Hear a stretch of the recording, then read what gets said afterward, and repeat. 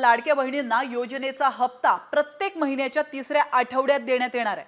मात्र लाडक्या बहिणींचं उत्पन्न 2.5 लाखांपेक्षा जास्त असल्यास लाभही त्यांना मिळणार नाहीये।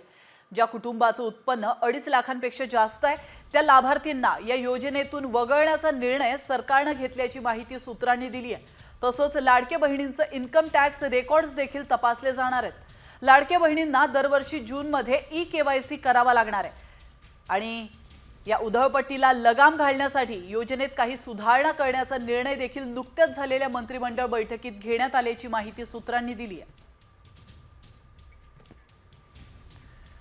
तर काय नियम आखून देण्यात आलेत आपण पाहतोय। दरवर्षी जून ते जुलैमध्ये ई-केवायसी करणं अनिवार्य असणार आहे। लाभार्थी हयात आहे की नाही याची तपासणी देखील वेळोवेळी केली जाणार आहे। 2.5 लाखांपेक्षा जास्त उत्पन्न असल्यास लाभ मिळणार नाही। तर लाडक्या बहिणींचं इन्कम टॅक्स रेकॉर्ड देखील तपासले जाणार आहेत।